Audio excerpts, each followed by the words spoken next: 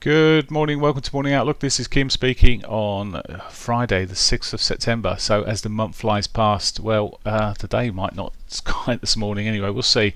Most of the news, it's all about this afternoon really. We've got the US non-farms out at 1:30, followed by Fed Chair Powell speaking. So it's 5:30, so it's a bit late on that front for me personally, but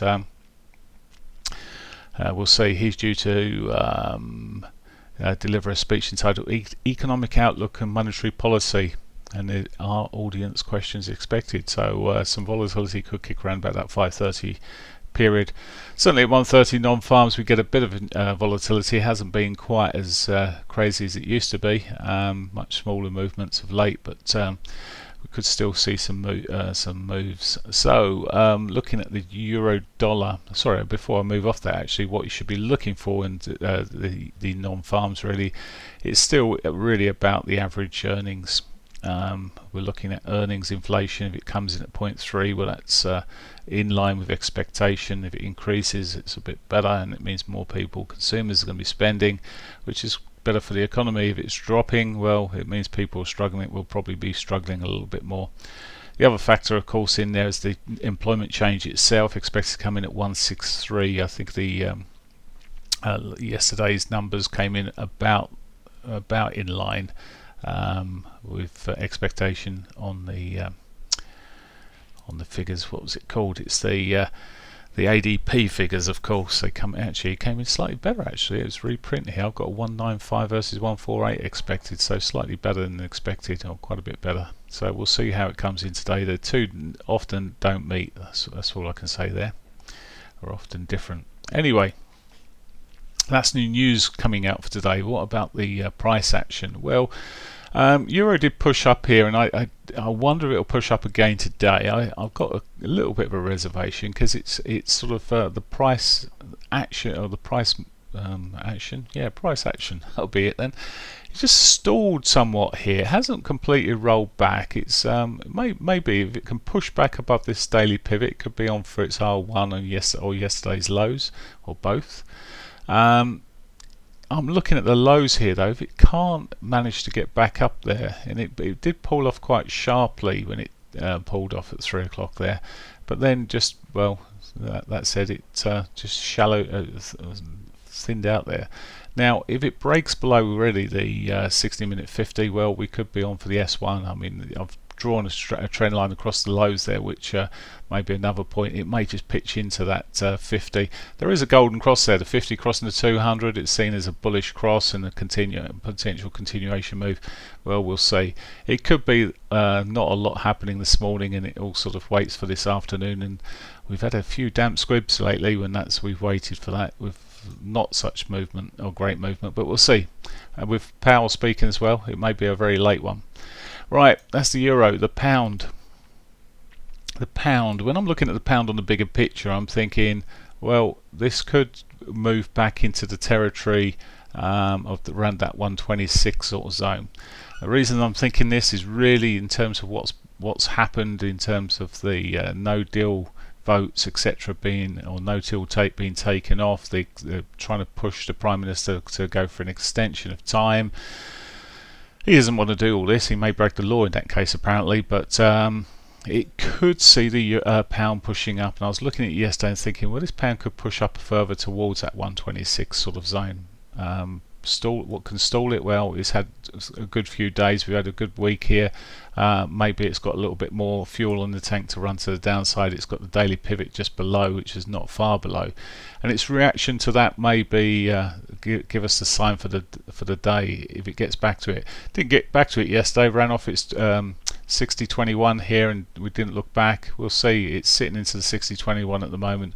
Maybe it wants to come back to the 34 this time. Again, quite flat, but it never really pulled back significantly yesterday. It's a quite flat old movement there. We'll see how it happens, but what I'm really looking for this morning is for continuation. Well, it probably needs to break the upper side of the trend that's sitting there. For the downside, well below the pivot, it may get support into the 50 and may get through to the S1 as a target, but I'm just watching what it's doing here. It's quite key. If it gets back to the daily pivot, to look to see if we can play the upside, if it's going to bounce. If it's not bouncing off there in the shorter time frames, well, I'll look to see if it breaks and get a bit more of a retraction. Bigger picture though, as I said, I do wonder if we'll see a bit more upside here. We saw the pivot swing, we saw the follow through on this technical analysis here. Maybe it's still got a bit more bounce to be had. Next point of resistance from prior lows there would be about that 23.93 area. Yeah, 23.93. So it's got potential 23.93, which is above the R1. Okay. Right, dollar yen then. Let's have a look at this from a daily perspective first. Dollar yen did push up. I was looking at this in our trading room in the morning, and I didn't get onto it, and yet had the thought the analysis suggested it might have pushed up, and sure enough, it's pushed up, hit into the daily 50 for now. Where to from here? Well, we'll see how it reacts to it. It's not really pulled that quickly away from it. Sometimes when it's running into something and going to turn, it pulls back a lot quicker. This is consolidating here, and I do wonder if we'll get another push and run through. And on lower time frames yesterday, just look at the 60-minute. It was just a simple move yesterday. In the end, it just sort of really broke the trend line there and started building. It didn't have a lot of points into sort of more natural targets for me yesterday. As part of the reason I came away from it, it was more of I thought it was going to roll over a couple of days. It did it all in one day though. Today though, it seems a little bit more choppy in terms of decisions from here. A break of the upside there, could see us run up towards the R1 and pushing on through that moving average. It has got at the moment got an untouched daily pivot here. If we're seeing a sell-off in all these markets, it may be that the yen benefits from it again in terms of it being the safety currency. We saw the release of the safety yesterday, the dollar being sold, and the yen being sold. They're both being sold, the yen being sold more than the dollar obviously, hence why it pushed up so far. Consolidating at the moment, and it may just consolidate through to non-farms. You've got to be a bit careful how we choose our trades this morning. It's never crashed. One moment. Okay, so my software crashed altogether there, my charting package. So let's move on to the Aussie dollar. Aussie dollar's seen a decent move up here, and it could be one of the beneficiaries that just sees itself pushing up. I am waiting to look at this and thinking, well, at some point it was going to be a sell, but even the euro's been pushing up, as I said yesterday, and I think euro's particularly weak, and it's got news out next week, the ECB meet. So these are just riding the tails of a weaker dollar rather than actually being a stronger currency, if that makes sense. So where to? Well, the Aussie dollar looks like it could be on at some point to its daily 50 at this rate. It's moving up steadily. It's consolidated through the Asian session and half of yesterday by the looks of things there. There we go. Most of yesterday it's just consolidating around its highs, holding on there. Quite untradeable for me yesterday as a day trade anyway. Where's it looking for today? Well, there may be a chance it could break out. It's around the trip tops. It diverged yesterday into the highs there on this 60-minute time frame. It hasn't really fouled too far off it yet. We'll see. It's probably worked that off now. It's dropped. The RSI dropped quite a bit there. May have worked that divergence off. Maybe going up for a double divergence on a slow indicator like the MACD there. Look, it's been diverging across there. So we'll see. But as I said, bigger picture there on the dailies, it looks like it could run up to its daily 50, but a slow day today, waiting for the non-farms may just kill it off.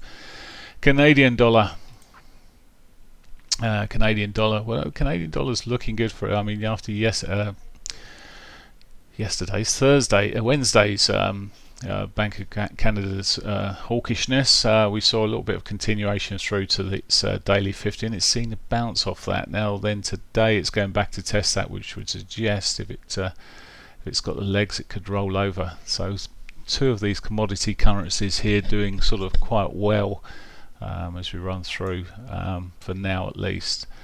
And so it's looking like it may give us a sell into a moving average or something, but there we go. It's not the clearest for me, and I would probably step aside, particularly with its. It also has employment rate data coming out at 1:30. So that's pretty much it for me. Looking, just as I say, watching the euro, the pound this morning. See if we can get anything from them. The euro may give me a push earlier. The pound is just coming down towards its daily pivot, so watching it carefully. That's it for me. Have a great day. Have a great weekend. I'll be back Monday.